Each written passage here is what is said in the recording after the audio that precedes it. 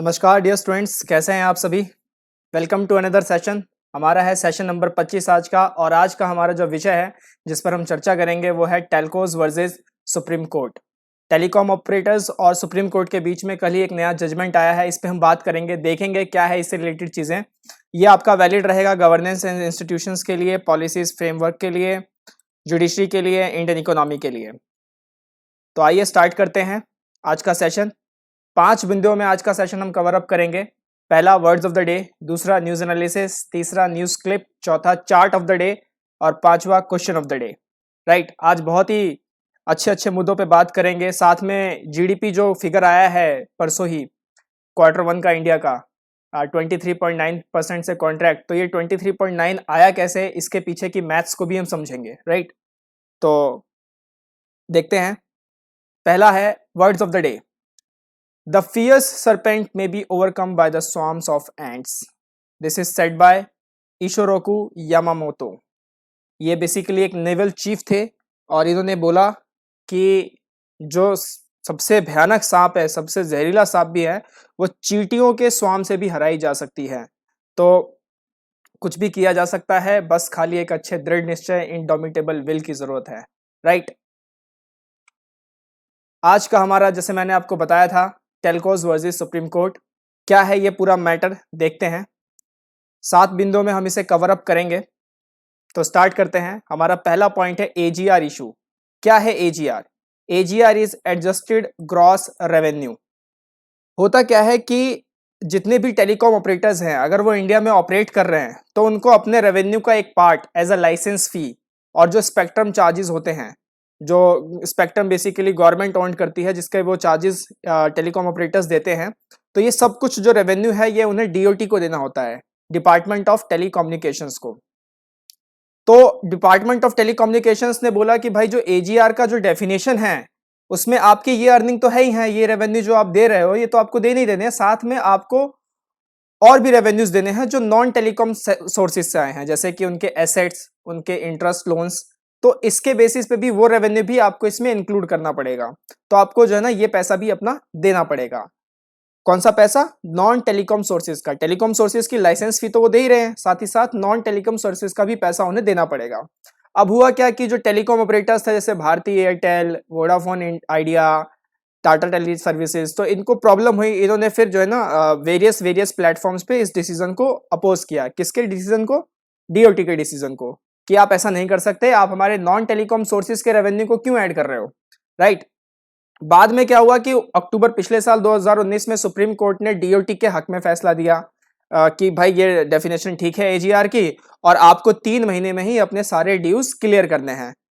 तो टेलीकॉम कंपनियों के तो ऑपरेटर्स के तो पसीने छूट गए। उन्होंने बोला कि मालिक ये क्या कर रहे हो आप, थोड़ा तो टाइम तो दो, 3 महीने में कैसे पेमेंट करेंगे, कुछ रिलीफ तो दो।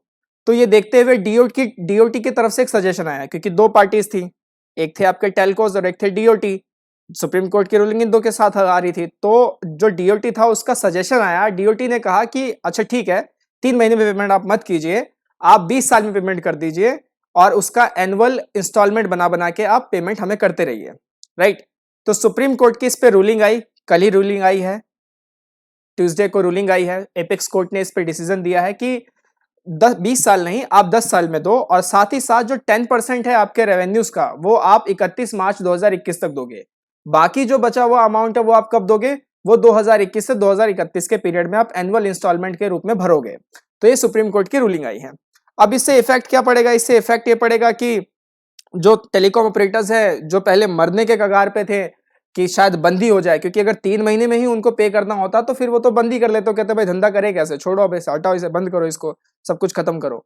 लेकिन अब थोड़ा इनको राहत की सांस मिली है, वो सोच सकते हैं।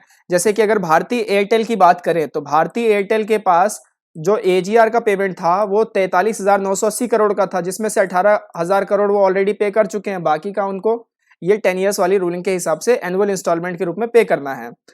वोडाफोन आइडिया की अगर बात करें तो वोडाफोन आइडिया पे 58,000 करोड़ से ज्यादा का पेमेंट है, ड्यू है, और जिसमें से उन्होंने 7850 करोड़ के ही, यानी 7,850 करोड़ की ही पेमेंट की है। तो ये सारी चीजें हैं।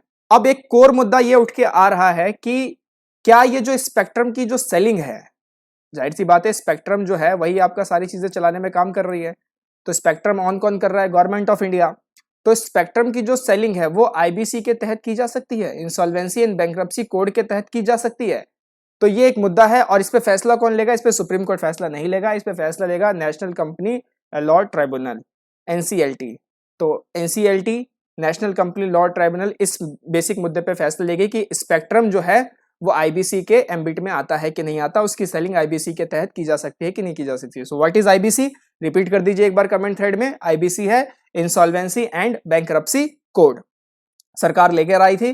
तो ये कुछ एजीआर का इशू है, एडजस्टेड ग्रॉस रेवेन्यूज का। आई होप आपको समझ में आ गया होगा कि किस तरीके से इसकी रूलिंग है और ये क्या चलता आ रहा है। बहुत ही आसान शब्दों में, बहुत ही ब्रीफ में मैंने इसको आपको समझाने की कोशिश की है। आगे चलते हैं। कुछ न्यूज़ क्लिप्स हैं, जैसे कि वुहान से लेकर पेरिस में, यूरोप में स्कूल्स खोल दिए गए हैं। केसेस अभी भी वहां बने हुए हैं लेकिन फिर भी स्कूल खोले गए हैं। साथ ही साथ दूसरी न्यूज़ ये है कि इस साल का अगस्त का जो जीएसटी कलेक्शन है वो 12% से लोअर हुआ है पिछले मंथ के हिसाब से। पिछले मंथ में जो जीएसटी कलेक्शन था वो था 87,422 करोड़ और इस मंथ में जो हुआ है वो आपकी स्क्रीन पे ही है 86,449 करोड़ का। जीएसटी एक बहुत बड़ा मुद्दा बना हुआ है। जीएसटी काउंसिल की भी अभी एक मीटिंग हुई थी, धमाकेदार मीटिंग हुई थी। जीएसटी कंपनसेशन इशू, सेस का जो इशू है वो चल रहा है। बात करेंगे उस पर कभी, जब इंडियन इकोनॉमिक्स से रिलेटेड हम लेक्चर करेंगे तो जीएसटी भी मैं आपको पूरा अच्छे से बता दूंगा कि वो है क्या और ये क्या मुद्दे जुड़े हुए हैं बेसिकली, राइट। अब बात करते हैं इंपॉर्टेंट कि ये चार्ट ऑफ द डे, ये आप देख सकते हैं कि ये चार्ट है, बहुत ही ब्रिलियंट चार्ट है। इंडिया की पूरी जीडीपी स्टोरी है सिंस इकोनॉमिक लिबरलाइजेशन, राइट। तो इकोनॉमिक लिबरलाइजेशन आप देख सकते हैं 1992 यहां से लिया गया है, कितना बैलेंस ऑफ पेमेंट क्राइसिस हुआ था और हमारा जो जीडीपी ग्रोथ था वो क्या चल रहा था। और उसके बाद से जो हमारा एवरेज ग्रोथ रहा है वो 7% के आसपास रहा है। तो ये देख भी सकते हैं आप, from average growth of 7% to contraction of 7%। तो ग्रोथ आता रहा जाता रहा, इसके बाद एवरेज 7% का बना रहा और इस बार कितना हो गया? माइनस का 7%। ये प्रिडिक्शन है, ये इस साल के जीडीपी की प्रिडिक्शन है। ये प्रिडिक्शन किसने की है? मैकेंजी ग्रुप ने की है कि 7% का कॉन्ट्रैक्शन पूरे ओवरऑल ईयर का होगा। अभी जो कॉन्ट्रैक्शन 23.9% का आया है वो सिर्फ Q1 का, Q1 का है। अब यहाँ पे आप देख सकते हैं क्या क्या इंडिकेटर हैं, जैसे कि कोल है, सीमेंट है, स्टील है, टेलीफोन सब्सक्राइबर्स है, व्हीकल सेल्स है, मेजर सी पोर्ट्स हैं, एयरपोर्ट्स हैं, पैसेंजर एयरपोर्ट्स हैं, रेलवेज है। तो बेसिकली इन सब में आप देख सकते हैं कि पिछले साल के Q1 से अगर कंपेयर करें तो ये सारी चीजें जो है वो नेगेटिव हो गई और बड़े भयंकर नंबर हैं। देखो आप यहाँ पे, जैसे ये 5 का -56 ही हो गया, 2 का -15 हो गया, -0.6 तो पहले ही था, पैसेंजर्स हैंडल्ड एट एयरपोर्ट्स, अब वो माइनस का 94.1 हो गया। तो मॉस्पी का ये डेटा है। तो आप देख सकते हैं कितनी हालत खराब रही है इकोनॉमी की। कई दलीलें पेश की जा रही हैं कि सब कुछ बंद था तो फिगर तो नीचे आना ही था, लेकिन इतना भी नहीं आना चाहिए था। अब बेसिकली क्या होता है कि जो ये बात की जा रही है कि जो आपका जीडीपी कॉन्ट्रैक्ट हुआ है 23.9% से, तो इसका मतलब क्या है? इसका मतलब बड़ा सिंपल है दोस्तों। जैसे मान लीजिए कि मैंने पिछले साल Q1 में 100 रुपए कमाए, 100 रुपए की स्पेंडिंग की या 100 रुपए का कंजम्पशन किया। इस साल Q1 में अब मैं 76 रुपए का कंजम्पशन कर रहा हूँ, राइट। तो ये जो 24% की गिरावट है इसी को कहते हैं जीडीपी कॉन्ट्रैक्शन। आई होप आपको समझ में आ गया होगा। अब ये हुआ क्या कि इसमें लॉकडाउन भी था, बहुत ही सिवियर और स्ट्रिंजेंट लॉकडाउन हमारे इंडिया में रहा। साथ ही साथ कई एक्सपर्ट्स और एनालिस्ट का कहना है कि ये जो फिगर आया है ये थोड़ा सा गलत है, क्योंकि लॉकडाउन था तो आपने डेटा लिया कैसे? तो जो आपका डेटा है, जो उसकी क्वालिटी है वो सब ऑप्टिमल है। तो ये फिगर तो शायद इससे भी ज्यादा भयंकर है। ये 24% ना होकर, 23% ना होकर, ये शायद 40% के आसपास है। तो कई इकोनॉमिस्ट का, कई एक्सपर्ट्स का ऐसा मानना है। अब क्या है कि आपकी जो ग्रोथ करती हैं वो आपकी करती हैं चार चीजें, चार पैरामीटर होते हैं, चार इंजन होते हैं बेसिकली इकोनॉमी के ग्रोथ के। कौन कौन होते हैं? C plus I plus G plus X minus M। तो what is C? That is consumption. तो कंजम्पशन आप देख ही सकते हैं, Q1 में आपका ये था, इतना का आपका कंजम्पशन आया और इस बार के Q1 में ये 14,61,164 करोड़ का आया। तो बेसिकली इतने का तो लॉस हो गया। अगर इस पे हम परसेंटेज निकालें तो ये आपका आएगा माइनस का 27%। क्लियर है? दूसरा आपका इंजन होता है ग्रोथ का, वो होता है इन्वेस्टमेंट, राइट। जैसे सिंपल सी बात है कि मैं पहले 100 रुपए कमाता था और अब मेरी कमाई हो गई 76 रुपए। तो जाहिर सी बात है मैं अपने कंजम्पशन गिरा दूंगा ना, जो चीजें मुझे नहीं चाहिए वो मैं क्यों खरीदूंगा?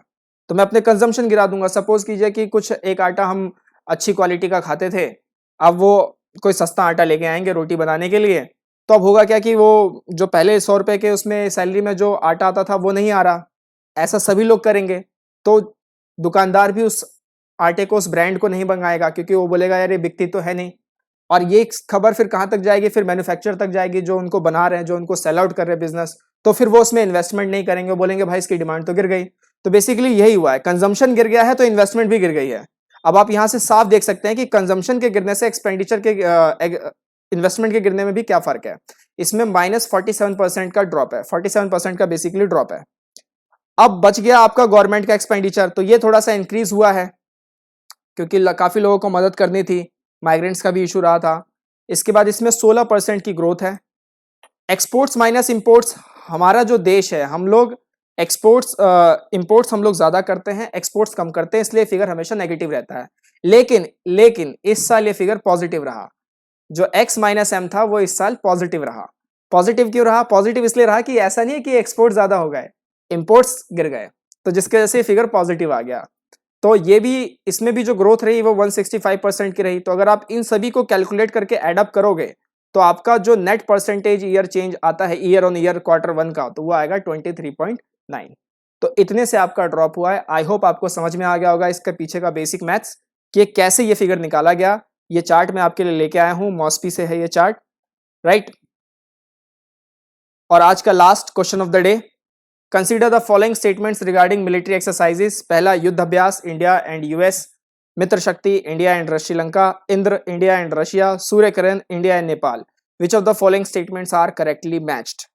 कौन से हैं? 4 ऑप्शन है आपके सामने, बताइए सही से। एक्सरसाइज पे क्वेश्चन आ सकते हैं, स्टेट पीसीएस में आ सकते हैं, सीडीएस में आ सकते हैं, सीएपीएफ में आ सकते हैं और यूपीएससी सिविल सर्विसेज में भी आ सकता है, तो इस पे भी आप ध्यान रखिएगा।